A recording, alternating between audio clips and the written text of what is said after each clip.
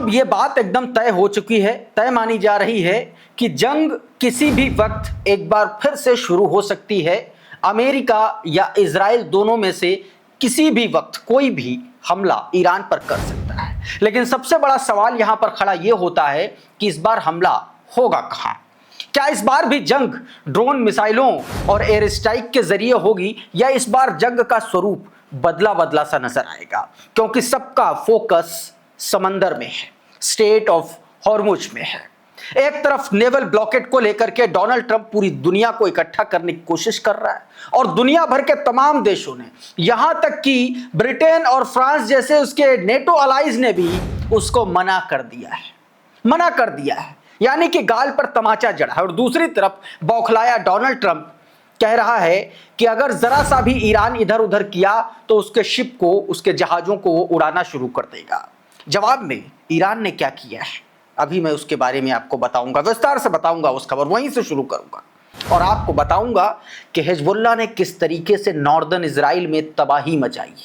तमाम सारे आईडीएफ सैनिकों के हलाक किए जाने की भी खबर आ रही है। बहुत सारी खबरें हैं, सब कुछ बताने जा रहा हूं विस्तार से। सबसे पहले जरा इस खबर को देखिए, ईरान एक्सक्लूसिव की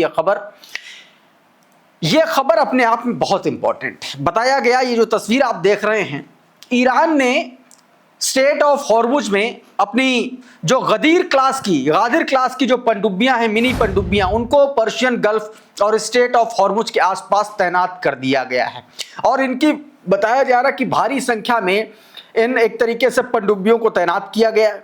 रिपोर्ट्स के मुताबिक बड़ी संख्या में इन पनडुब्बियों को सक्रिय कर दिया गया है और उनको स्पष्ट निर्देश दिया गया है कि अगर कोई भी दुश्मन जहाज ईरान के समुद्री क्षेत्र में नजर भी आता है या प्रवेश करने की कोशिश भी करता है तो उसको तुरंत जो है तबाह कर दिया जाए, डुबा दिया जाए। ये मिनी पनडुब्बियां खास तौर पर शैलो यानी कि पानी में ऑपरेशन करने के लिए ही डिजाइन की गई हैं और उनको ईरान ने एक तरीके से वहां पर स्टेट ऑफ हॉर्मुज के आसपास तैनात कर रखा है। यहां बड़े युद्धपोत के लिए काम करना बेहद चुनौतीपूर्ण होता है, इसलिए मिनी पनडुब्बियां उस ईरान ने बड़ा समझदारी के साथ वहां पर लगाई हुई है। दावा यह भी किया जा रहा है कि इन पनडुब्बियों का मुकाबला करने के लिए अमेरिका के पास फिलहाल कोई भी जवाबी रणनीति, प्रभावी रणनीति नहीं है, क्योंकि स्टेट ऑफ हॉर्मुज ऐसा इलाका है, बहुत संकरा है, वहां पर बहुत ज्यादा स्कोप नहीं है और इसीलिए डोनाल्ड ट्रंप बौखलाया हुआ है। क्या कह रहा है वो मैं बताऊंगा, लेकिन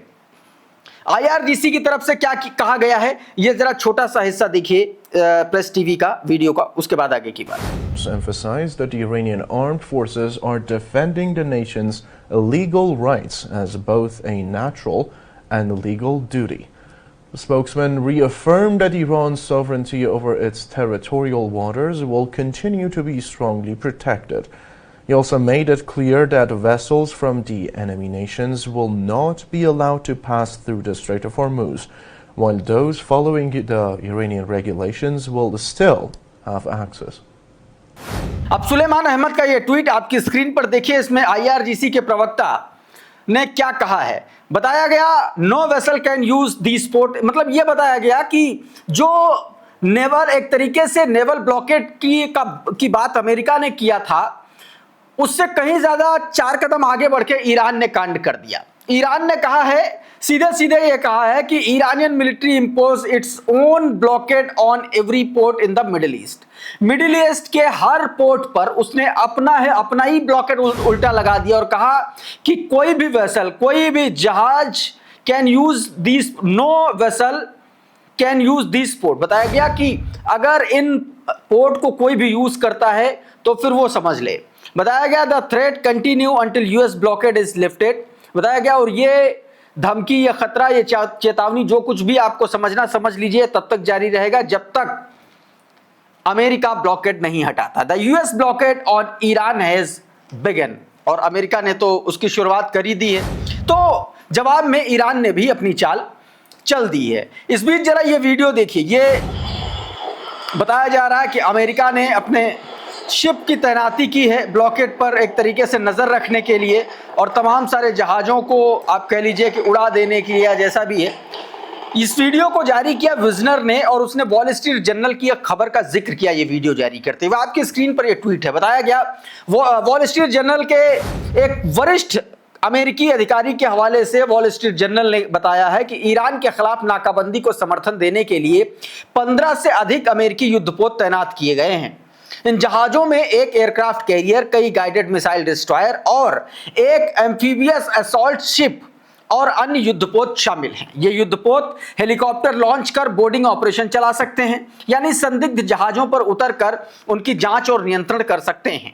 इनमें से कुछ जहाज वाणिज्यिक जहाजों को निर्धारित समुद्री क्षेत्र में रोकने और उनकी आवाजाही को नियंत्रित करने में भी सक्षम है, यानी कि सीधे तौर पर ब्लॉकेड को अपने अंजाम तक पहुंचाने के लिए अमेरिका ने इस तरीके की तैयारियां की हैं। उसने समंदर में एक तरीके से अपने 15 शिप को उतारा है जो बाकी वेसल पर निगरानी करेंगे और वो एक तरीके से पार ना कर पाए, इसके लिए उसकी पूरी तैयारी अमेरिका ने भी कर रखी। इस बीच डोनाल्ड ट्रंप ने एक बार फिर अपने सोशल ट्रूथ पर ट्वीट किया और उसके बाद फिर से दावा किया जा रहा है कि डोनाल्ड ट्रंप जो है लगातार अपने ही बयानों से के जरिए खुद ही मात खाता हुआ जा रहा है। ये ट्वीट देखिए ट्रुथ पर जो उसने किया, इसमें उसने लिखा ईरान की नौसेना समुद्र की तह में पड़ी है, मतलब कह रहा खत्म कर दिया, पूरी तरीके से तबाह है।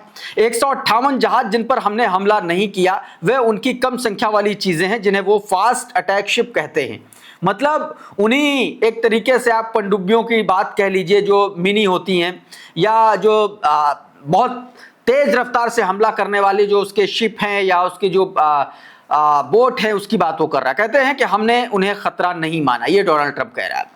चेतावनी उसने यह दी कि अगर इन जहाजों में से कोई भी हमारे ब्लॉकेट के पास कहीं भी आया तो उसे तुरंत खत्म कर दिया जाएगा, ये डोनाल्ड ट्रंप कह रहा है कि उसी किलिंग सिस्टम का इस्तेमाल करते हुए जिसका हम समंदर में नावों पर ड्रग डीलरों के खिलाफ उपयोग करते हैं, ये तेज और क्रूर हैं। पीएस समुद्र या महासागर के रास्ते अमेरिका में आने वाली 98.2 ड्रग अब रुक चुकी है। इस मामले पर ध्यान देने के लिए धन्यवाद, ये डोनाल्ड ट्रंप ने अपने ट्वीट में कहा। यानी कि वो बता रहा है कि नहीं भैया, हमारे पास तुम्हारी जो मिनी सबमरीन्स हैं उनका काट है, लेकिन दरअसल है नहीं। इसी को लेकर के ये ट्वीट देखिए आरटी हिंदी का जो उसने बताया। ये सेंटकॉम से जुड़ा हुआ जानकारी को लेकर के ट्वीट इसमें बताया गया कि हॉर्मुज में गहराता जा रहा है तनाव। अमेरिकी सेंटकॉम ने बिना इजाजत जहाजों की जांच, मोड़ने या कब्जे की चेतावनी जारी की है। अमेरिका सेंटकॉम ने कहा है कि अगर बिना इजाजत कोई भी जहाज आप समझिए कि अगर वो आता है उधर तो जो है उसकी जांच की जाएगी या उसको वहां से भगाया जाएगा, हटाया जाएगा। रॉयटर्स ने अमेरिकी सेंटकॉम के एडवांस नोट के हवाले से बताया कि नाकेबंदी वाले क्षेत्र में बिना अनुमति आने वाले किसी भी जहाज की जांच की जा सकती है, उसे रास्ता बदलने को मजबूर किया जा सकता है या उस पर कब्जा भी किया जा सकता है, चाहे वो किसी भी देश का हो। यह भी कहा गया है कि हॉर्मुज स्ट्रेट में गैर ईरानी गंतव्यों के लिए जाने वाले जहाजों की सामान्य आवाजाही पर कोई असर नहीं पड़ेगा, यह अमेरिका का कहना है। दूसरी तरफ ईरान के सांसद 10 कदम और आगे हैं। वो तो यहां तक कह रहे हैं कि अगर स्टेट ऑफ हॉर्मुज को छोड़ दीजिए, वो तो यह कह रहे हैं कि अगर अमेरिका ने ईरान में जो क्षति की है उसका अगर हर्जाना नहीं भरा तो अमेरिका के जहाज समंदर में पकड़ करके उनको बेच करके उनका हर्जाना वसूल करेंगे। हालांकि कहने में ये बात आसान लगती है, लेकिन सवाल ये है कि उन जहाजों को खरीदेगा कौन। ये जरा ट्वीट देखिए, हालांकि बयान है, वीडियो बयान है, लेकिन मैं उसको हिंदी का ये ट्वीट उमाशंकर सिंह ने जो किया वो मैं आपको बताता हूं। बताया गया कि ईरानी सांसद का कहना है कि अगर यूएस युद्ध का हर्जाना नहीं देता है तो ईरान फारस की खाड़ी में दुश्मन के जहाजों को जब्त करके बेच देगा। और यही बात उमाशंकर सिंह भी कह रहे हैं, पर खरीदेगा कौन। हालांकि ये धमकी की बात अलग है। ईरान दरअसल ये सीख चुका है, टिट फॉर टैट, जैसे को तैसा। और डोनाल्ड ट्रंप बदतमीज बेशर्मी टाइप के बयान वो देता है तो उसी तरीके के सांसदों को अब शायद ईरान भी उतारना शुरू कर चुका है कि अगर ये इस तरीके के बयान देता तो तुम 4 कदम और आगे जाकर के इसको उसी तरीके के बयान दो, तो वो शायद प्रतिस्पर्धा चल रही है। इस बीच एक और बड़ी खबर आई, जरा ये ट्वीट देखिए आपकी स्क्रीन पर। ये अपने आप में और ज्यादा टेंशन पैदा करने वाली बात है। बताया गया कि security of port in the Persian Gulf and the Sea of Oman is either everyone or no one. Iran ने ये सीधे तौर पर, ईरान IRGC के प्रवक्ता ने ये इब्राहिम ज़ोल्फारी ने बयान जारी किया। बताया कि फारस की खाड़ी और ओमान सागर के बंदरगाहों की सुरक्षा या तो सबके लिए होगी या किसी के लिए नहीं होगी। यानी कि सबके लिए उसने बंद कर दिया, जैसा कि हमने आपको शुरुआत में बताया था और ये पहले चेतावनी दी थी। दुश्मन से जुड़े जहाजों को स्ट्रेट ऑफ हॉर्मुज से गुजरने का अधिकार नहीं है और आगे भी नहीं दिया जाएगा। अन्य जहाजों को ईरान की सशस्त्र सेनाओं के नियमों का पालन करते हुए हॉर्मुज से गुजरने की अनुमति दी जाएगी।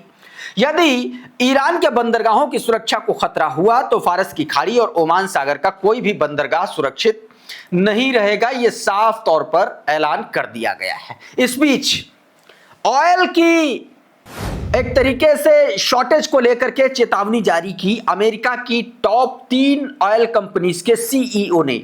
इस ट्वीट को देखिए जरा। अल जजीरा की यह खबर बताया गया, CEO of US oil companies warn energy crisis in state of Hormuz says closed.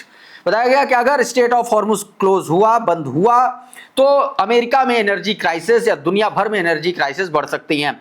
Umashankar का ये ट्वीट बता रहे हैं कि यूएस मीडिया सूत्रों के मुताबिक टॉप 3 यूएस तेल कंपनियों के सीईओ ने चेतावनी दी है कि अगर हॉर्मुज स्ट्रेट बंद रहा तो एनर्जी संकट और बिगड़ जाएगा। ये बात कही गई है। इसी को लेकर के ये जरा देखिए, आरटी हिंदी का ट्वीट बताया गया कि ईरान के बंदरगाहों पर अमेरिकी नाकेबंदी की घोषणा के बाद तेल की कीमतों में 7% का उछाल देखा गया, जो अब $100 प्रति बैरल तक पहुंच गया है। एशिया में एनर्जी मार्केट के फिर से खुलने के बाद ग्लोबल बेंचमार्क क्रूड की कीमतों में 7.3% की वृद्धि देखी गई है और यह $102 प्रति बैरल पर पहुंच गया है। सीएनबीसी की खबर के हवाले से इन्होंने ये जानकारी दी है।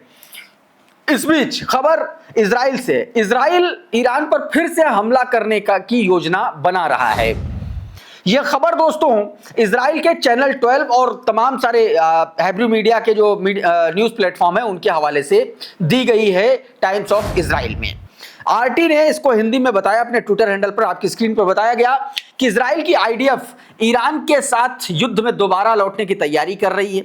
रिपोर्ट के अनुसार यह फैसला उस समय आया जब ईरान अमेरिका वार्ता विफल हो गई। द टाइम्स ऑफ इजराइल के 3 प्रमुख हैब्रू टीवी नेटवर्क के हवाले से जानकारी दी गई। इजराइल के चैनल 12 के अनुसार आईडीएफ न केवल ईरान के साथ नए सिरे से संघर्ष के लिए तैयार हो रहा है, बल्कि इजराइल पर ईरान के संभावित अचानक हमले के लिए की भी तैयारी कर रहा है। हालांकि इन रिपोर्ट्स पर आईडीएफ की ओर से अभी तक कोई आधिकारिक बयान नहीं आया और आईडीएफ क्यों देगी आधिकारिक बयान।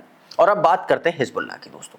हिजबुल्लाह ने जबरदस्त तरीके से तबाही मचाई है नॉर्दर्न इजराइल और सदर्न लेबनान में, जहां पर इजरायली मौजूदगी है। ये उसकी तस्वीरें देखिए। ये रॉकेट से हमला किया गया हिजबुल्लाह ने। बताया जा रहा है कि ये जो हमला किया गया ये सदर्न लेबनान या नॉर्दर्न इजराइल के हिस्से में किया गया, रॉकेट से हमला किया गया और भारी नुकसान हुआ है रॉकेट से हमला करने के बाद। कि ये वीडियो आग लग गई है, देखिए तमाम सारी जगहों पर। एक और तस्वीर देखिए, ये हमले के बाद की तस्वीरें हैं, नहरिया की तस्वीरें हैं। नॉर्दर्न इजराइल का ये इलाका है नहरिया, वहाँ पर हिजबुल्लाह ने हमला किया, मिसाइल से अटैक किया है। और ये उस हमले के बाद जो है राहत और बचाव के जो दल हैं, जो लोग हैं, वो लगे हुए हैं। हालांकि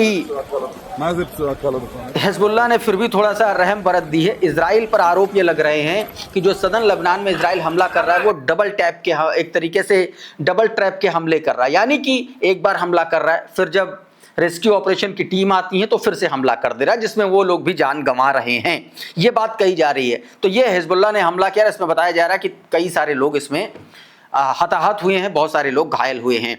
यह तस्नीम न्यूज एजेंसी के हवाले से पूरी खबर बताया गया कि पिछले 24 घंटों में 60 से ज़्यादा ऑपरेशन हिजबुल्लाह ने किए हैं, जिसमें उसने इजराइल का राडार बेस जो है उसको उड़ा दिया है, ये दावा किया गया। और बाकी का ये जो ग्राफिक्स प्लेट आप देख रहे हैं, इसमें अलग अलग हमलों की बात कही गई है कि कहाँ कहाँ कितने कितने हमले किए गए हैं, किन किन जगहों पर। इस बीच एक और बड़ी खबर आई, खबर हमास से जुड़ी हुई है।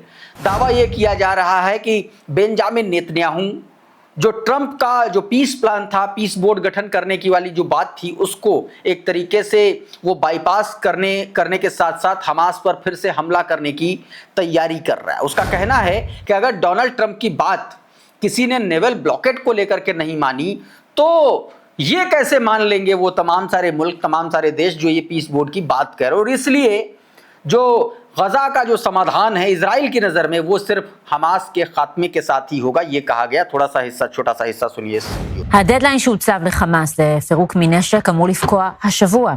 אמיר ירחי כתבנו בכנסת, אתה חושף הערב אמירה מעניינת מאוד לגבי הערכות של הנשיא טראמפ, לגבי נכונות, או יותר נכון, אי נכונות של ארגון הטרור למסור את נשקו. כן, מירי, אנחנו מפרסמים למעשה שבקבינט הקודם התקיים דיון על פירוז עזה, זה קורה למעשה בין דיון ארוך על איראן לדיונים על לבנון, אבל גם הנושא... तो साथियों अभी के इस वीडियो में बहरहाल इतना ही। बहुत बहुत शुक्रिया, बहुत बहुत धन्यवाद। आप जुड़े रहिए आपके अपने चैनल द लाइव टीवी के साथ। नमस्कार। द लाइव टीवी, सच सबसे आगे।